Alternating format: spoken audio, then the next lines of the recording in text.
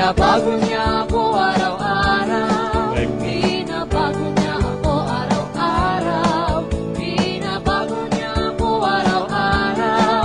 Binabago niya ako araw-araw. Ngayon, bukas, at kailanman ang pag-ibig. Isang mapagpalang araw po sa ating lahat, sa ating mga tagapanood at tagapakinig, sa lahat po ng inaabot ng programa. Ako po si Brother Ariel Cabrera sa programang Ako'y Binago Mo ng The Servants Studio. Ang programa Ako'y Binago Mo ay isang Bible word sharing through online. Hindi po ito usapin ng relihiyon, kundi ito po ay usapin ng relasyon mo sa ating Panginoon. Ang ating pong panauhin, siya po ay tubong Laguna. Ayan, from Lumban, Laguna. Ito po yung mga lugar kung saan ginagawa ang mga barong Tagalog. Yeah. Siya po ay church planter ng CBAP o Conservative Baptist of the Philippines. 53 years old pero parang 40s lang po ang ating panauhin. Siya po ay sa Satima Mission Christian Church. Ayan, nandyan po yan sa Talondos, Las Piñas City. Ang ating pong panauhin, Pastor Romel Rana. Magandang hapon sa iyo, Pastor Romel. Magandang hapon sa iyo, Brother Ariel. Lapit lang po, Pastor. Yeah. Ayan. So, magandang hapon din naman sa iyo. At masaya palang makasama ka dito sa iyong studio. Excited ako nung sinabi mo papupuntahin mo ako dito. Okay, 2 days lang Pastor, pasensya na Yeah. Pero sabi nga, ang lingkod ng Panginoon ay kailangan laging handa, di ba? Yeah, tama yan, tama. Talaga naman handa lagi tayo. One text away tayo, kapatid. Ayan, salamat po, Pastor, sa pinaunlakan nyo ang aking imbitasyon sa aking programa. Sige po, Pastor, habang kayo nagsasalita, i-share ko lang po sa ating mga kaibigan. Sige po, Pastor. Okay, magandang hapon po sa bawat isa na nakikinig po, taga-subaybay ng studio natin na ito, ng programang ito, Ako'y Binago Mo. Yes. Alam niyo, kapaborito ko yung kanta mo eh. Narinig minsan ng apo ko, love, love, love, tumawa siya eh. Love, love, love. Kaya nga ngayong hapon ay pag-uusapan natin ang gusto ng Panginoon at gusto ng Diyos na mahalin natin siya ng buong puso. Yeah. Kaya nga pag-uusapan natin paano talaga how we will love the Lord completely. Kasi ito ay bahagi ng kanyang utos. Alam mo, ang ginagawa ng pag-ibig ng Diyos, bakit ito yung tinitingnan natin ngayon? Buwan pa kasi ngayon ng mga puso. Hindi ko alam kung nag-date ka nito, February 14. Ay, hindi, sa bahay lang po kami, Pastor. Ganun ba? Gustod ng Diyos, may date tayo. Kasi nga, araw ito ng mga mahal. Opo. Pag binaliktad mo, mahal na araw. Ito ay pagkakanda. Lent, kaya Valent. Nasa gitna yung Lent eh. Mahal na araw yon. Lapit po kayo sa Pastor.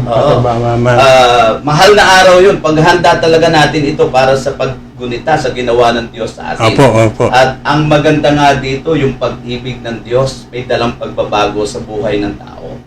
Kaya pag naunawaan natin yung pag-ibig ng Diyos, nako, ikaw at ako, hindi ako nagsisi nung naranasan ko yung pag-ibig ng Diyos. Binago ako ng Diyos simula nung nakilala ko siya. At ang pag-ibig sa Diyos ay hindi lang maghahatid ng pagbabago, kundi ito po ay maghahatid din sa atin ng magandang buhay. Mm-hmm. Gaya ng promise niya sa Psalms 32:8, I will instruct you, says the Lord, and guide you along the best pathway for your life. I will advise you and watch your progress. Kita mo, napakaganda ng promise nitong Diyos na nagmamahal sa atin. Nasabi niya, dadalhin niya tayo doon sa best pathway of life. Kaya ngayon, dahil nga uso yung social distancing, Opo. Oo, hindi ko alam kung paano ang mga mananampalataya ngayon, ang tibok pa rin ng puso nila, I love you, Lord. Hindi ko alam kung gaano sila napalapit. Itong pandemic kasi dalawa eh. mga tao pwedeng napalapit sa Diyos o maraming mga tao ang napalayo sa Diyos. Sabi po kay Pastor Bara, Kaya ito yung sitwasyon natin, no, na itong pandemic ay nagturo sa atin sana na tayo ay maging malapit pa sa Diyos. dapat po. Pero ang nangyari, hindi lahat ganun no. Yung mga tinamaan ng COVID, nakita nila ang kahalagahan ng Diyos at kahalagahan ng pagmamahal sa Diyos. Kaya nakatulong itong mapalapit. Pero kumusta kaya ang sinasabing mga Kristiyano, no? Kasi itong utos na pag-uusapan natin, ang sabi ng Panginoon, love the Lord your God, iibinigay niya ito sa mga mananampalataya na. Tama po. Oo, sila yung sinabi ko, mahalin niyo ako. So, importanteng matutuhan natin ito at tanungin ang bawat isa. Ikaw kaya, yung ating mga taga-pakinig, ano? In love ka ba kay Lord after? Yan ang magandang tanong. Simula March hanggang ngayon. So, mag-iisang taon. Mag-iisang taon na. Halos Mag-iisang taon na. Walang mga umaatin sa church. Di ba? Hindi, alam mo kapatid, ang nakita ko, hindi tayo, itong pandemic, hindi tayo pinagbawalan sumamba sa Diyos. Ang pinagbawalan lang yung pagpunta natin sa church para maging ligtas tayo. Pero still, ito, maganda ito, meron tayong online. Makatulong ito para pukawin muli yung ating pag-ibig sa Panginoon. Kasi baka malayo na tayo. Kaya nga ang tanong natin sa mga tagapakinig natin, in love ka ba kay Lord hanggang ngayon? Diba? Kumusta kaya yung love nila sa Panginoon? Tingnan natin, baka may sumasagot, Pastor, ha? Kumustahin natin, yung heart condition ng ating mga televiewer. Kayo ba? I love you, Lord, pa ba ang tibok ng puso nyo? Sige nga, kumustahin natin sila. Sa mga nakatunghay po sa aming programa, maaari po kayo magkomento sa aming sa ating chat box. At sagutin ang mga tinatanong ni Pastor Melrana na kayo ba in love pa ba sa ating Panginoon o sa ating kay Lord? Baka pati in love kay Lord, naka-social distancing Mahirap yan, Pastor. Huwag ka ganun. Kaya nga magandang maintindihan natin na yung pagmamahal o mahalin ng Diyos, gusto ito ng Diyos sa atin. Opo. It is God's command. No? God wants us to love Him ng buong puso. At ang pag-ibig kasi nagsisimula sa puso Kaya itong pandemic, heart check-up ito sa atin. Saan ka ba napamahal? Di ba? Baka napamahal tayo, kadalasan napamahal na tayo sa ayuda. Di ba? Ang hinahanap mo, pero nakalimutan, ang Diyos, the best with ayuda. Parang parang nung panahon ba ng pandemic, mas inisip mo ba ang pangangailangan mo ng tiyan lagi? Although pangangailangan ng tiyan na andyan, Pastor, pero baka nakakalimutan mo na si Lord. Salit na sa higit na nagbibigyan ng walang hanggang biyaya sa atin. Tama. Kaya salit na sa Diyos tumawag, nakalimutan na, no? Nagkagulo na tayo, pero yun nga, ang goal ng Panginoon dito, tayong mga mananampalataya through this pandemic, ay makakita tayo ng maganda. Alam mo, sabi sa Biblia, sa Romans 8:28, diba? Sabi doon, all things work together for good. Kanino? Doon sa mga nagmamahal sa Diyos. Kaya pag totoo, complete yung pagmamahal mo sa Diyos, walang masamang nangyayari sa iyo. Sa halip, sa bawat pangyayari natin, sa atin, nakikita mo yung magandang ibinibigay ng Diyos sa atin. Kaya the best place ng pag-ibig, puso. Kaya yung puso natin ang iingatan. Ang sabi sa Proverbs 21:21, makakamtan ng mga nagmamahal ng tunay sa Diyos, ang tunay na buhay, karangalan at kasaganaan. Kaya kapag nagmahal tayo ng lubusan, ng totoo, complete sa Panginoon, may magandang reward ito, kapatid. Amen, Pastor. Oo. Kaya nga sabi sa atin, ingatan mo yung puso mo. Ingatan natin yung puso natin. May sumagot na ba na kumusta yung love nila kay Lord? Ayun, patuloy pong nagmamahal kay Lord. Ayan. Nakatunghay ang aking misis, Pastor, sa baba lang po. Maganda hapon po sa inyo at yun po, at least may sumagot po tayo. Yung kanina, Pastor, na yung nakasentro lang tayo minsan sa ayuda, no? Yung nabanggit nyo, no? Okay. Ayon dun sa Roma 8:35, ganito ang sinasabi, sino ang makapaghihiwalay sa atin sa pag-ibig ni Kristo. Yeah. Ang kaguluhan kaya, ang kapighatian, pag-uusig, pagkagutom, kahirapan, panganib o kamatayan. Minsan, pag dumarating sa punto na yun ang dumarating sa atin, napapahiwalay tayo sa Panginoon. No? Yeah, Pero dapat, hindi dapat. Yeah. Mm. Kaya nga, ngayon, gusto natin i-check up kasi matatapos na yung month of February. Ilang tulog na lang, March na. March na. Oo. Kaya bago tayo man lang magtapos sa buwan ng February is yung puso natin talaga pag-alapin natin para sa Panginoon. At talagang mahalin natin ang Panginoon. Alam mo, bakit ito magkakaroon ng katuparan? Ang Diyos din kasi may plano eh. Ang Diyos din ang gagawa ng pamaraan. Sabi nga sa Ezekiel 6 verse 26, bibigyan ko kayo ng bagong puso, bagong espiritu. Ang masuwaying ninyong puso ay gagawin kong masunurin. Ayan. So, ang ganda nun, Ang di ba? ganda. Oo. So, ang Diyos ang nagplano na mahalin natin siya. Actually, ang maganda dito, ang tinuruan ng Diyos, yung kanyang mga magulang eh. Ang Diyos sa atin bilang tatay, siya yung nagtuturo sa atin na mahalin siya ng lubusan. At ang tanong doon nga, sabi niya, kayong mga magulang, turuan din ninyo ang inyong mga anak na magmahal sa Panginoon. Kaya kumusta kaya? Ilan kaya sa mga magulang ngayon, tinuturuan nila yung kanilang mga anak na mahalin ang Diyos. Kasi doon sa Deuteronomy chapter 7, ang kausap doon ni Moses, yung mga magulang eh. At turuan mo ang inyong mga anak. So ang Diyos sa atin bilang ama, tayo tinuturuan niyang mahalin siya. Bakit kaya niya tayo tinuturuan? Kasi nga may magandang pangako sa pagmamahal sa Diyos. Mas madali mong maunawaan yung susunod na utos kapag tayo ay motivated by love. Tama po yan, Pastor. Diba? Opo. Oo. Kasi sabi ng Biblia, mahirap mong mahalin yung kapwa at mahirap mong sundin ang Diyos kung hindi mo siya mahal. Kaya the more na maunawaan natin about yung love of God is kapag naunawaan natin siya, nalaman natin at yung tungkol sa pag-ibig sa Diyos. Sabi dito, by knowing Him more clearly, loving Him more dearly, following Him more nearly. Diba? Kapag naranasan mo ang pag-ibig niya, mas gusto mo pa siya makilala. Opo. Para sa mag-asawa din yan eh. So ito kasi ay yung utos na ito ng Diyos is an invitation for intimacy. Mas masarap talaga, Pastor, pagka yung naranasan mo, no? Yung na-experience mo yung pag-ibig ng Panginoon sa iyong buhay. Yeah, tama yon. Kaya nga, imbitasyon ito na gusto ng Diyos magkaroon tayo ng intimate relationship sa Kanya. At the more na nakikilala natin... yung agape. Yeah, agape love. Agape love. Tama yan, tama. Kasi may iba't ibang klase ng love, di ba? Pero ang tinuturo niya dito sa atin yung true, genuine love natin. Opo, Kasi itetest ito ng Panginoon. Undertest yung ating love sa Kanya.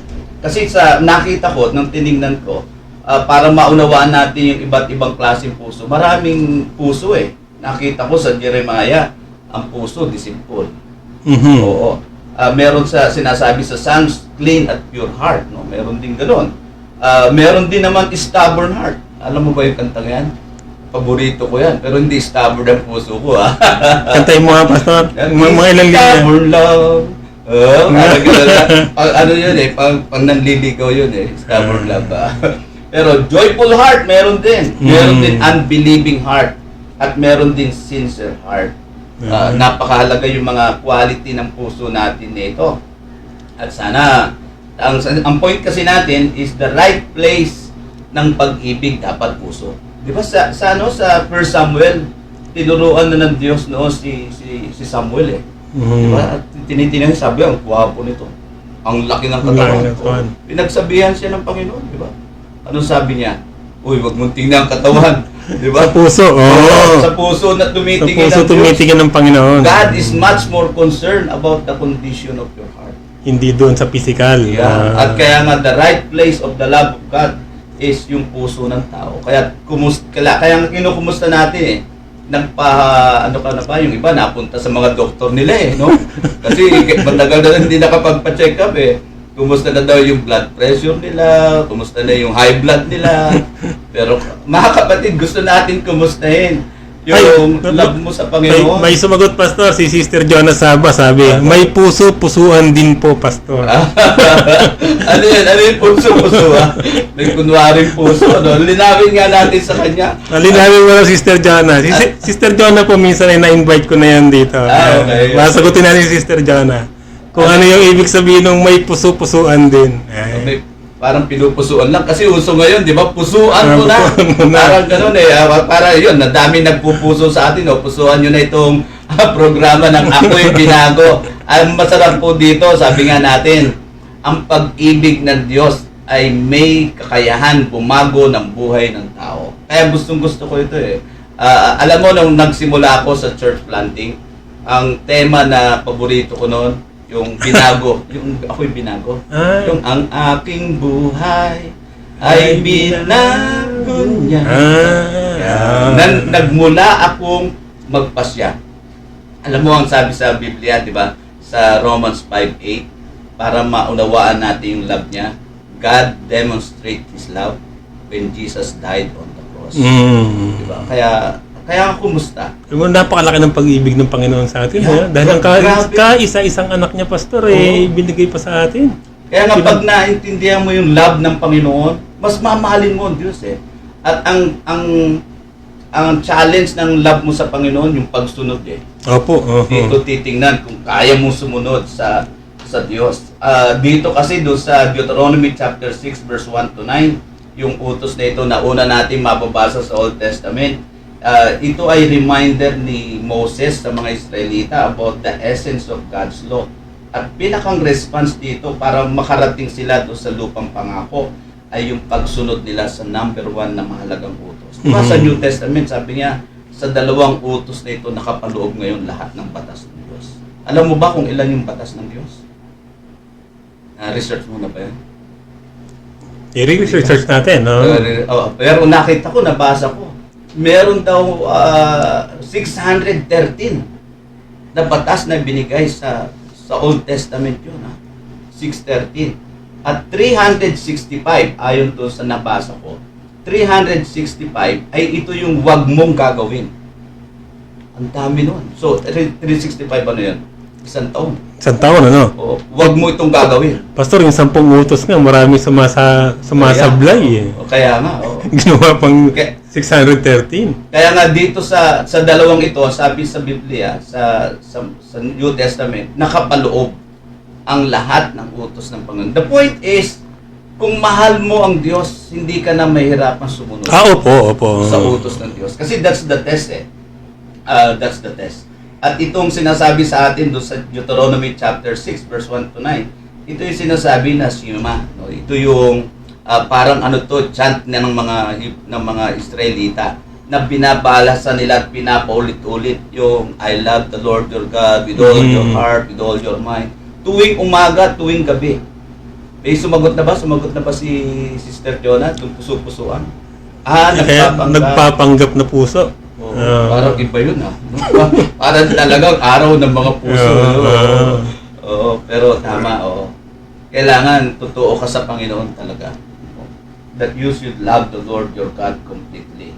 Kasi yun ang gusto ng Diyos sa atin, na mas mahalin siya. So, itong pinag-uusapan natin na love the Lord your God is an invitation to the highest calling of all sa bawat isa about intimacy with God. Yung maging malapit talaga tayo sa Panginoon. Yeah. At ang sabi sa John 17:3, sabi niya, ito yung intimacy with God eh. Ito yung buhay na walang hanggan, yung makilala mo si Jesus at ang Diyos na siyang pinakikilala sa atin ng Panginoon sa Kristo. Kaya para wag natin siyang makalimutan, ibinigay sa atin yung krus eh. Simple yun eh. Kasi sa mga Israelita, sabi niya, ilagay mo sa pinto, di ba?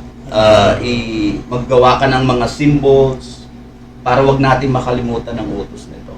Pero binigay na sa atin napakalagang simbolo. Pero Pastor, naniniwala ba kayo na ang Diyos natin ay sumusuway din? Paanong sumusuway? Sumusuway doon sa kanyang mga mahal niya sa tayo bilang tao. Ano tawag nito? Yung nagtutuwid. Okay. 'Di ba? parang ang magulang sa anak, di ba? Nagtutuwid din ang ama sa anak upang hindi mapariwara. Ang Panginoon, ganoon din, di ba? Nagtutuwid din. Apo. Tama yun. Oo. At sinasabi nga sa atin, itinutuwid ng Diyos yung mga nagmamahal sa Kanya. Oo nga po. Di ba? Basahin ko lang po sa Kawikaan 3:11-12, Pastor, ha? Sige, sige. Ang anak, aking anak, ang saway ni Yahweh ay huwag mamaliitin, at ang kanyang pagtutuwid ay huwag mong itakwil, sapagkat lahat ng mahal niya ay itinatama ng daan, tulad ng anak na minamahal, sinasaway ng magulang. Yan. Ibig sabihin, talagang napaka ayaw mapariwara ng ating Panginoon, ng ating ang kanyang mga anak, kaya kanyang sinasaway, di ba, Pastor? Yeah, totoo. Kaya ganun kadakila ang pag-ibig ng Diyos. Kaya pag naintindihan, kaya nga sinasabi natin, pag naintindihan mo about love of God, lalo mo pang mamahalin ng Diyos at lalo mo po siyang susundin. At to the point na walang dahilan para lumayo ka.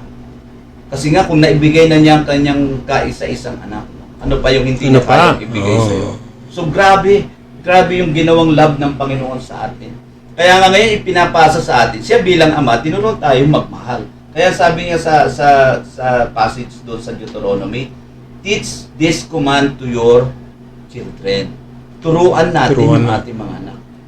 Bakit alam mo, tiningnan ko, bakit ito ituturo? Kasi namatay na yung mga taong nakipag-covenant sa Diyos eh.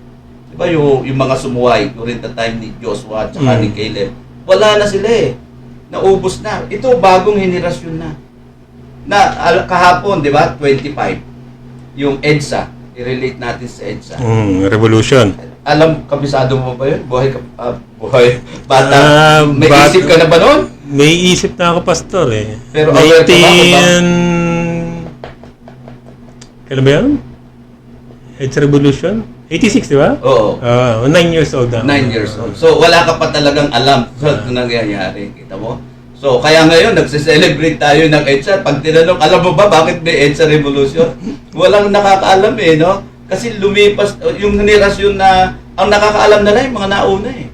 Even sa time ng mga Israelite, nang ibinigay ito, wala na yung nakakaalam. Ngayon, para wag mawala yung thread ng love of God, kailangan sabi dito, teach this command to your children.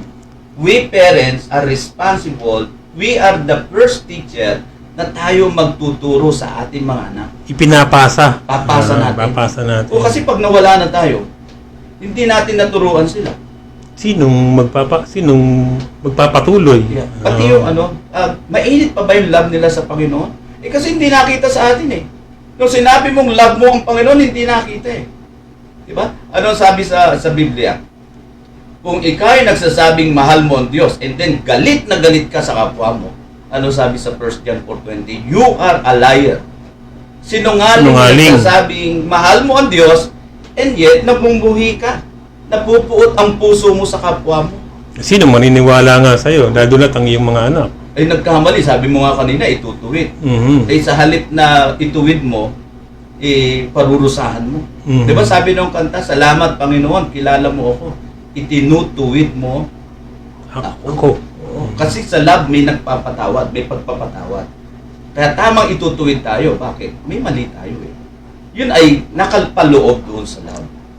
Kung wala kang love, pabayaan mo siyang masama. Oo. Kaya mo siyang mapariwara sa buhay. Tama ka doon. Oo. Kaya nga responsibilidad nating mga parents.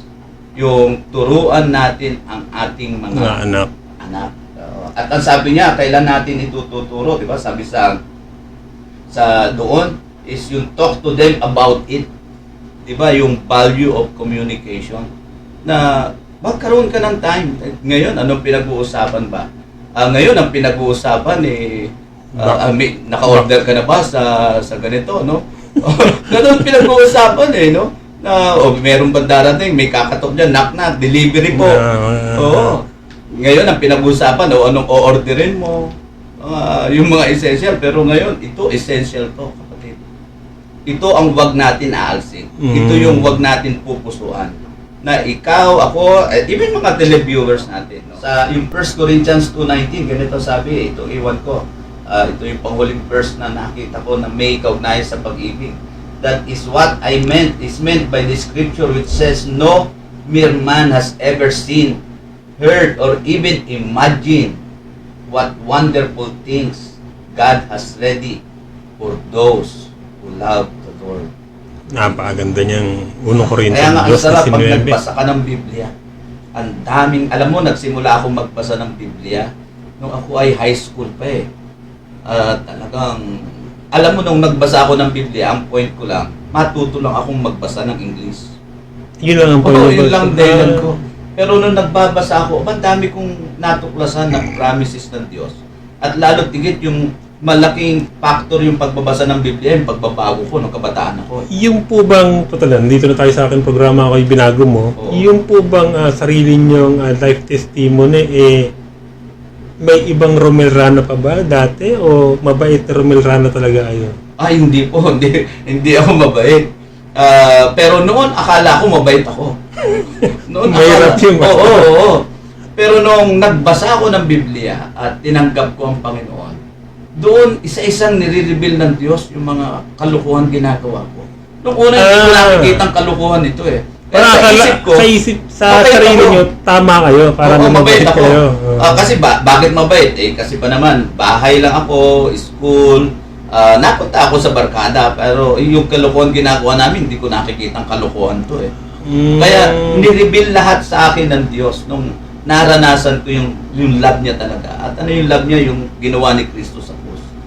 At nung naranasan ko yun, talagang sorry ako ng sorry kay Lord. Oo. Kasi akala ko noon, yung pangungupit, ay hindi masama yun eh.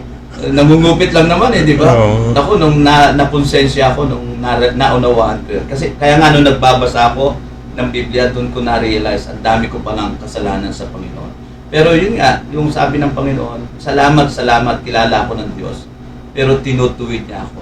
Kaya, nung naintindihan ko yung love of God sa akin, salamat ko siguro kung, sabi ng Biblia, di ba, makasalanan, mamamatay.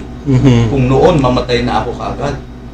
Hindi ko siguro maabot yung edad ko ngayon. Oo. Baka hindi tayo nagkakilala. Malamang Baka Pastor. hindi ako nakasama, ako yung binago mo. Gustong-gusto pa naman ito ng apo ko. Hindi ko alam kung nakikinig yung apo ko. Love. Diba? Ilan taon na yung... 5 years old, Ah, saka 5. 4 years old. Si Alonso at si Thea. magandang hapon po. Love. Yan, mamaya paririnig uli ni Brother Ariel yung tugtog niya. Pagkatapos ng... Paborito ko yun. Ang aking buhay ay binago ng Panginoon. Kaya, hindi ako mabait ha. Baka binago lang ako ng Panginoon. At ngayon, patuloy na nagmamahal sa Kanya at mamuhay ng ayon sa gusto. Tayo na po yung mananalangin. Paunahan po tayo ni Pastor Romel. Sige po. Sige. Okay, let's pray. Ama naming Diyos, salamat po Yes. sapagkat Ikaw ang Diyos namin. Hindi ka katulad ng tao. Yes. Kung magalit at kung mamuhi ay matagalan. Sa halip, ang pinadama mo sa amin makasalanan ay ang iyong pagmamahal.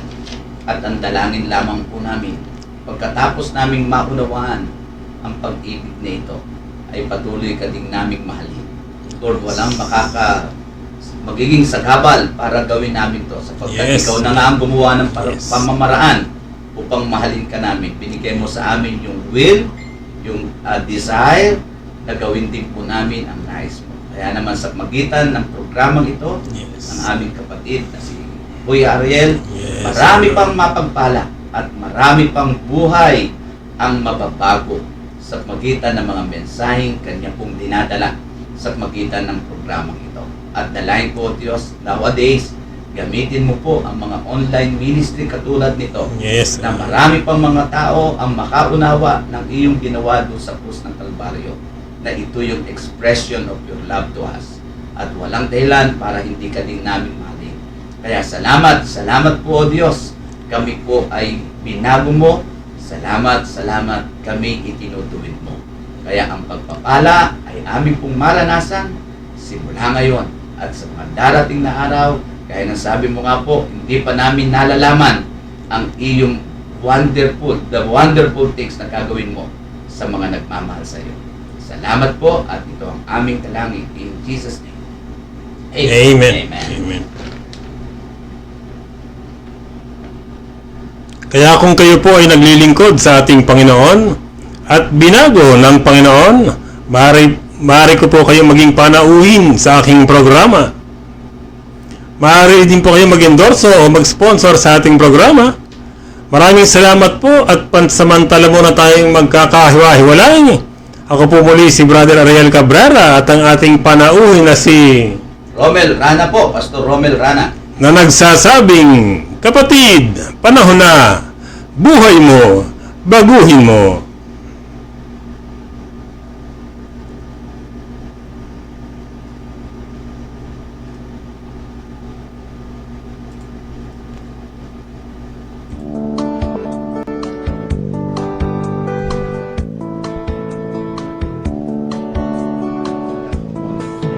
Binabago niya ako araw-araw. Binabago niya ako araw-araw.